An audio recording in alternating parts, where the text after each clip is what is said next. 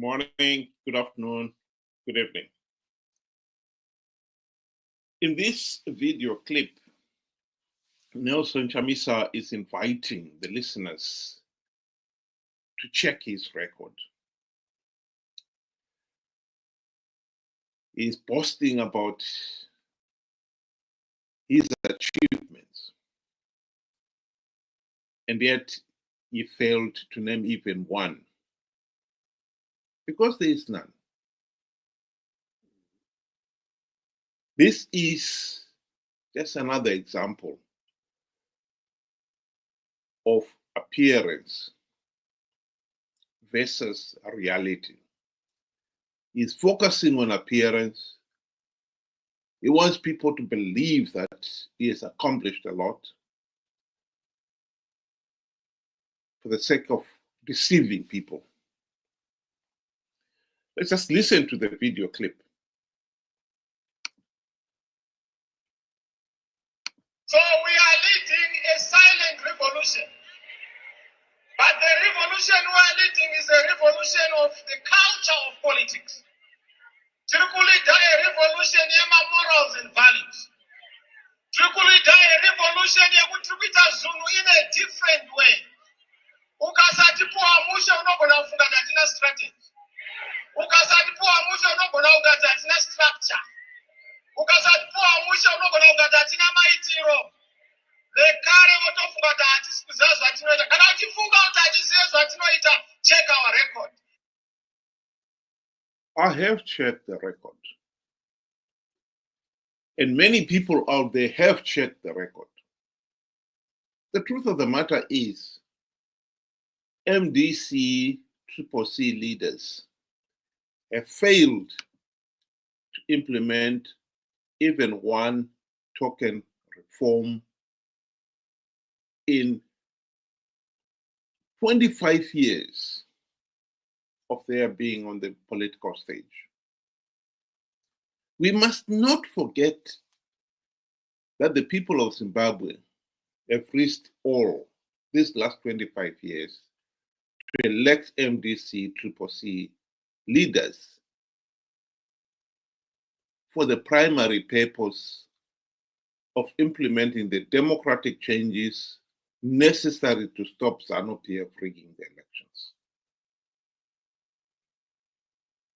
As we know, Mnangagwa blatantly rigged the 2023 elections. Why? Because not even one token reform has been implemented. Even when MDC leaders had the opportunity to implement those reforms during the GNU of 2008 to 2013, they failed to implement even one.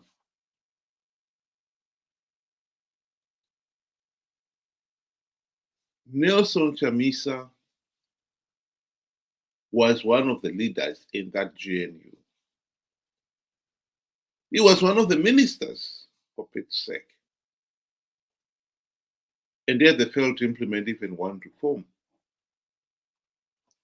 Worse still, ever since the GNU debacle, MDC leaders have participated in flawed elections, which they knew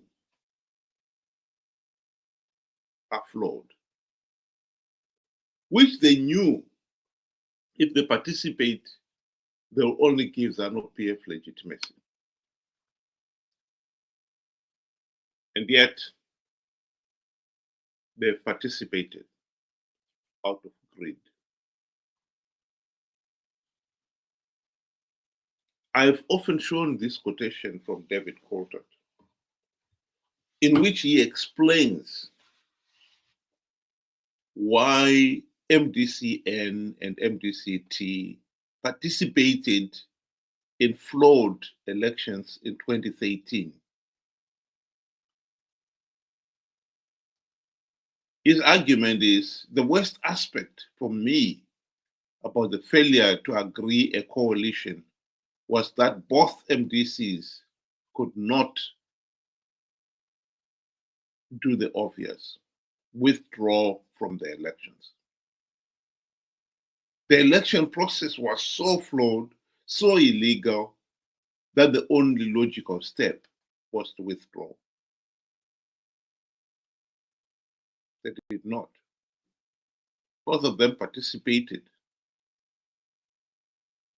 because they feared that if they withdraw and the other side participate, they will remain and win the elections. The few seats that Zanu PF was dangling to entice the opposition to participate. And this has been the reason why the opposition have consistently participated in these fraud elections.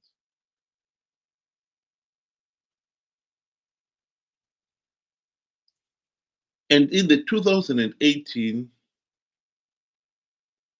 Nelson Chamisa was the leader of the MDC alliance. And he is the one who told his followers that MDC alliance had stringent measures to stop Zanu PF rigging the elections, calling people to participate in those flawed elections, knowing fully well that doing so only gives Zanu PF legitimacy and perpetuate the people's suffering. And here is somebody who is now boasting about, check my record, check my track record. We have strategies. We know what we are doing. No, you don't. One of the problems we have had with our political system is that it has been a politics of deception. Appearances were more important than reality. And parties like MDC, CCC have focused on appearance and completely ignored the reality. And this is what has been wrong with our politics. Unfortunately, the people themselves have not been aware of what is going on.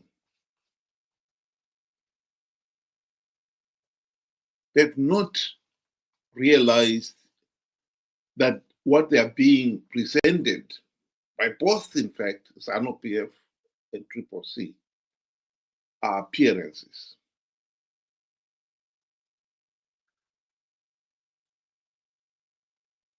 And this has allowed our predatory political leaders to prey on them, to deceive them, to con them, to do one idiotic thing after another. Zanu PF supporters are renowned for their passion in fighting sanctions, for instance. Sanctions has been a smokescreen. Zanu PF would want to give the impression that the country went into total economic meltdown because of the sanctions.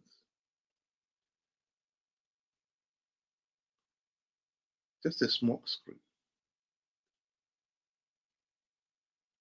Zanu PF will say, for instance, that the economy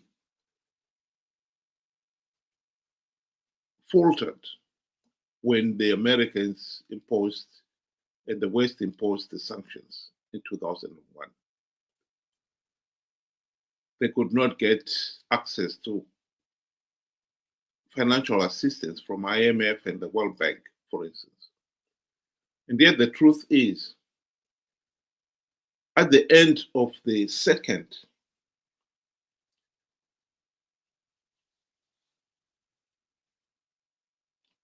economic structural adjustment program of 1995 to 1999, when it was clear that the Zimbabwe economy had not recovered as they had hoped for, the Zanu PF government blamed IMF for the failures, accusing them of misleading the government. And yet, they are the ones who had signed that for that program. And when they could not pay the interest rates, of course, the IMF and the World Bank made it very clear that they will not continue to advance any more financial assistance. So the financial assistance from the IMF and the World Bank stopped before the sanctions were imposed. And yet when you listen to Zanu PF supporters and their apologists and propagandists, the sanctions are the root cause of the economic meltdown. Similarly, the opposition want to give the impression that they have achieved a lot and they know what they are doing. And yet, they failed to implement even one token reform to stop Zanu PF rigging the elections.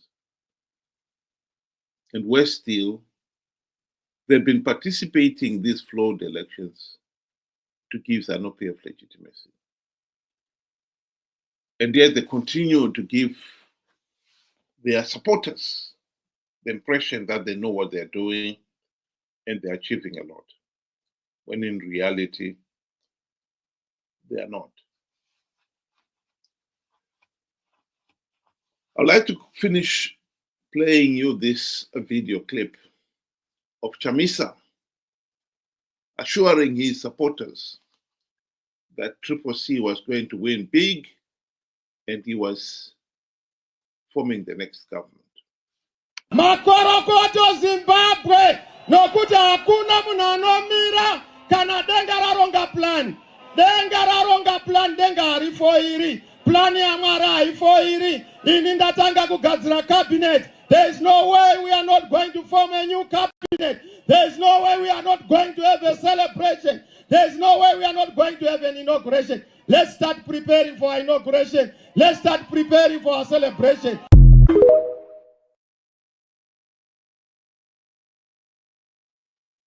Well, that was one lie. He had told his followers that CCC was going to win big because he had plugged all the vote rigging loopholes. Hashtag God is in it. He even evoked the name of God. That didn't come true. What did it?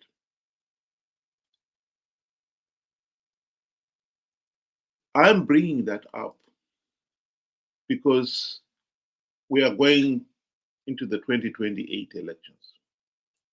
And we are going to hear Chamisa repeat the same promise that he and his group, whatever they're going to be called, are going to win the 2028 elections. Even if there's not even one token reform implemented. Hashtag God is in it. And he's going to call people to participate in the flawed electoral process, giving Zanu PF legitimacy, perpetuating the dictatorship, and the people suffering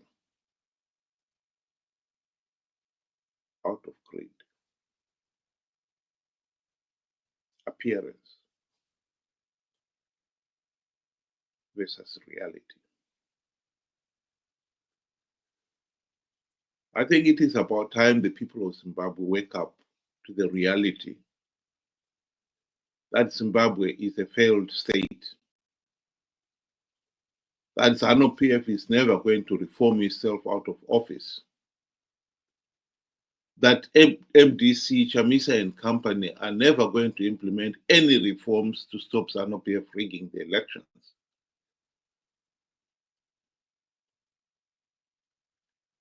that Chamisa and company have been Zanu PF Team B in all but name, playing for Team A to win and for Team A to have legitimacy. That is the reality that the people of Zimbabwe must face. Until we do that, we'll be caught up in this vicious cycle where we participate in flawed elections, give Zanu PF legitimacy, perpetuate the dictatorship. The only way to break it is for the people themselves to realize they are being conned. If the people of Zimbabwe do not participate in these flawed elections in their millions, as they've done in the past, Zanu PF will be denied legitimacy. SADC and the AU condemned the 2023 elections as flawed and illegitimate, but they could not go the extra mile and deny Zanu PF legitimacy because nearly 2 million Chamisa supporters had participated in those elections. They'd been warned that if you participate, you give the process legitimacy. They didn't listen. Instead, they listened to Chamisa, who told them that he had plugged the vote-rigging loopholes. Appearance versus reality. The reality is he was lying. The reality is Zanu PF blatantly rigged those elections. And by participating, the people gave Zanu PF legitimacy.